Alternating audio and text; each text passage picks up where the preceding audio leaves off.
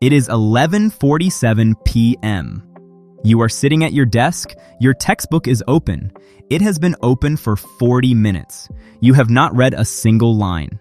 Your highlighter is in your hand. The cap is off. You haven't touched the page. The exam is in 9 hours and 20 minutes. You know this. You have been knowing this since Tuesday. And right now, the knowing is so heavy that it has become its own kind of paralysis. You are not resting. You are not studying.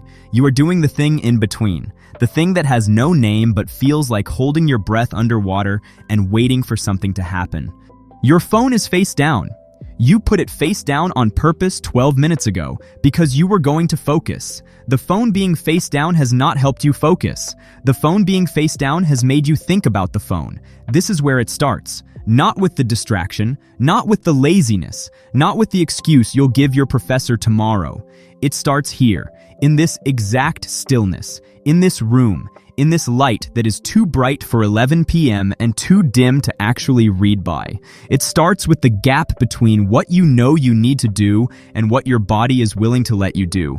And the gap is not new. You have been in this gap before. You will recognize it if you are honest with yourself. You have sat in the same desk, in the same quality of silence, on other nights before other things. The gap does not care what semester it is. So let's go into it. Let's actually go inside the thing that is happening when you stop studying the night before your exam. Because the explanation you already have, the one about procrastination, about laziness, about just being bad at this, that explanation is not wrong exactly. It is just only the surface. And the surface is never the place where anything actually changes. Here is what it is not. It is not that you don't care. If you didn't care, you would not be sitting at the desk. You would be asleep or on the couch or doing literally anything else. The fact that you are here in this chair with this textbook open, with this highlighter uncapped in your hand, that is evidence of caring. That is caring expressing itself in the only way it can manage tonight. It is not that you are lazy. Lazy people do not feel this particular weight. What you are feeling right now, the heaviness, the low-grade dread, the subtle tightening in your chest every time your eyes drift to the page, that is not the feeling of someone who doesn't care. That is the feeling of someone who cares very much and has no idea what to do with that. Here is what is actually happening. There is a mechanism in your brain that is designed to protect you from threats. It is very old. It does not distinguish well between a predator in the dark and an exam you are not prepared for. When the perceived threat is large enough, when the gap between what is required of you and what you feel capable of is wide enough, this mechanism begins to treat the source of the threat as something to be avoided. Not consciously. Not as a decision you make, as a reflex, as something that happens before thought. The textbook is the threat. The pages are the threat. Every time your eyes land on a concept you don't fully understand, the mechanism fires a quiet alarm. And the alarm says, not yet. Wait. It says, if you don't engage with it, the gap stays abstract. Abstract is safer than specific. A vague fear of failing is easier to hold than the precise, concrete knowledge that you do not understand the third chapter. This is what researchers have been documenting under the name of task avoidance and self-protective motivation. The idea that people will disengage from a task not because they don't want to succeed, but because engaging too directly with difficulty threatens their sense of their own competence. The mind retreats from the thing that might confirm its worst fear about itself. You are not avoiding the work. You are avoiding the evidence. And here is the part that makes it worse. The avoidance is not restful. Your brain is not getting a break. It is spending enormous energy on the management of the threat, on keeping you in proximity to the work while simultaneously keeping you from doing it. The scrolling, the phone face down, the staring at the page without reading, the standing up to get water you don't need. All of it costs something. All of it is labor without output. By the time you finally give up and go to sleep, you are exhausted from hours of not studying. That is not an accident. That is the cost of the mechanism working exactly the way it was built to work. But there is something else, something underneath even that. Think about the last time you actually studied, really studied. not the performance of studying, not the notebook open and the phone nearby, but genuinely engaged with the material. Think about when that last happened. It was probably not the night before. It was probably not in the panic. It was probably some quiet afternoon 2 or 3 weeks ago when the exam felt distant enough that the mechanism was quiet, when you sat down without the weight and the pages actually moved and something stuck. You have been here before. You know what it feels like when it works. And the fact that it is not working right now is not proof that you are broken. It is proof that the conditions are wrong, that the pressure has become so large it has flipped from motivation into obstruction. The night before the exam, you are not studying in the wrong way. You are trying to study in the wrong conditions, and no amount of will is going to override a nervous system that has correctly identified that it is 11:47 p.m., and you are running out of time, and the material is large, and the risk is real. The highlighter is still in your hand. You still haven't touched the page. Now let's talk about what this costs. Not tonight, not the grade, not the exam, not the morning after. What it costs across the whole terrain of your life.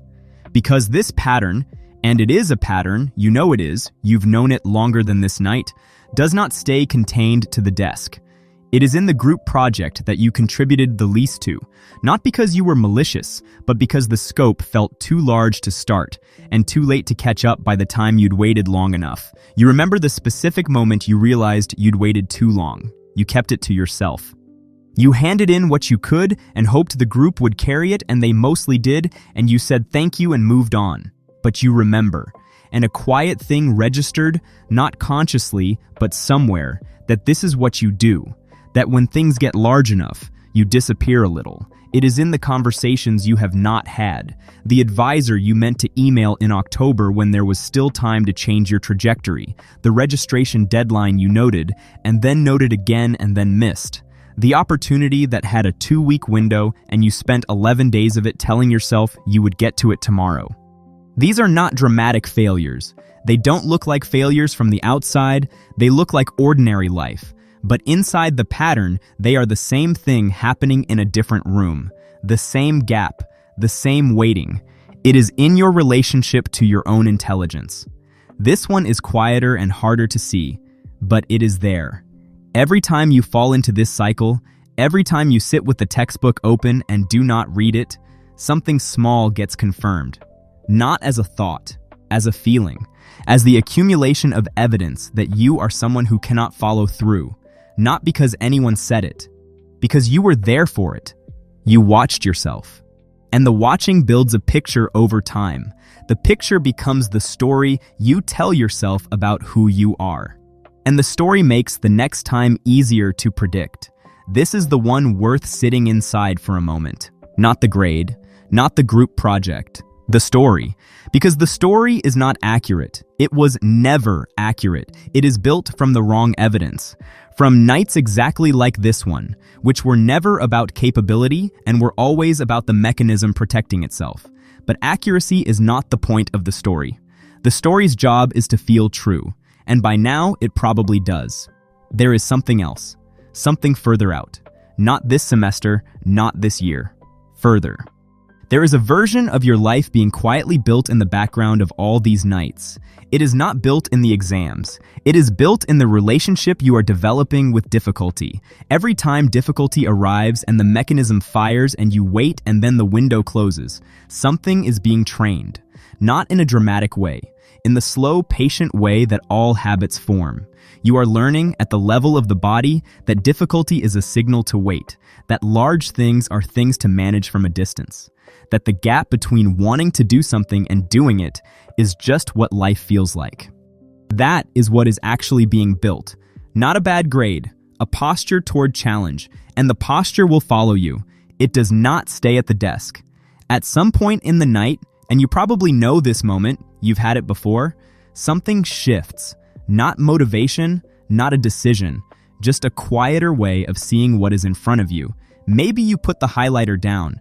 Maybe you've been staring at the same paragraph for so long it has stopped looking like language. Maybe you are just tired enough that the mechanism finally runs out of fuel, and in the stillness that follows, something becomes clear. The exam is real, the material is large, the night is short.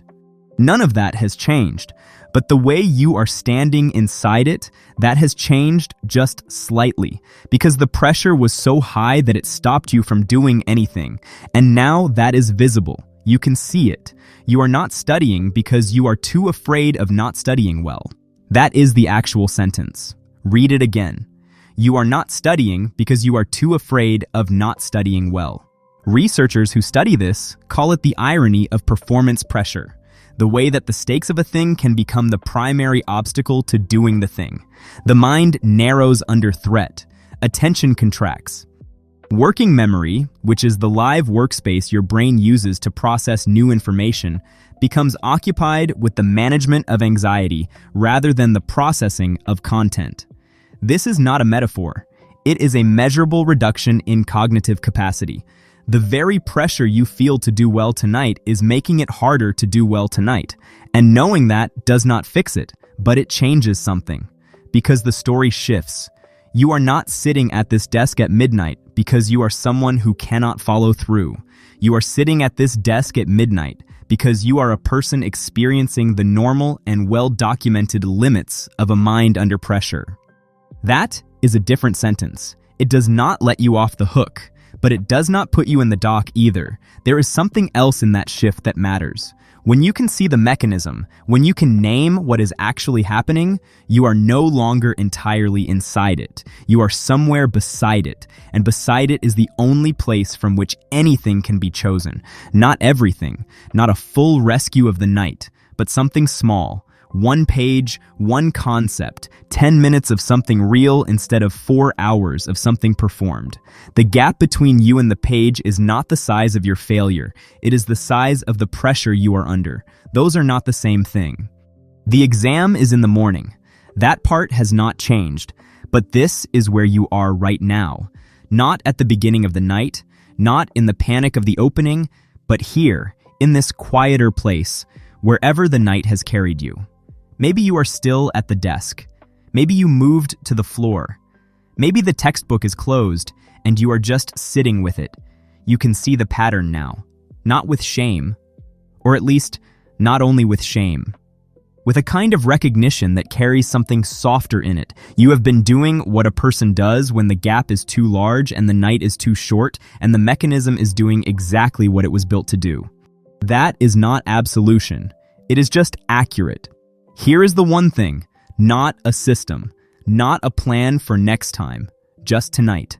Before you close your eyes tonight, before you put the phone down and let the night end, pick one thing you actually understand from the material. Not the thing you are most worried about, not the chapter that feels like a wall. One thing you actually know. Write it down, 1 sentence. Not to study, not to perform, just to register that you were here, that you engaged with something real, that the night was not entirely managed from a distance. That is it. 1 sentence of something true. If any of this touched something heavier than an exam, if the pattern here lives in more than just your studying, if the weight of it connects to something older or larger, that is worth paying attention to. Not tonight, but worth it. There are people whose work is exactly this. Helping you see the gap between who you are and what you are capable of with more clarity and more support than a video can offer. You don't have to carry the whole pattern alone. Put the highlighter down. The morning will come. You have been here before, and you got through it. You will get through this too.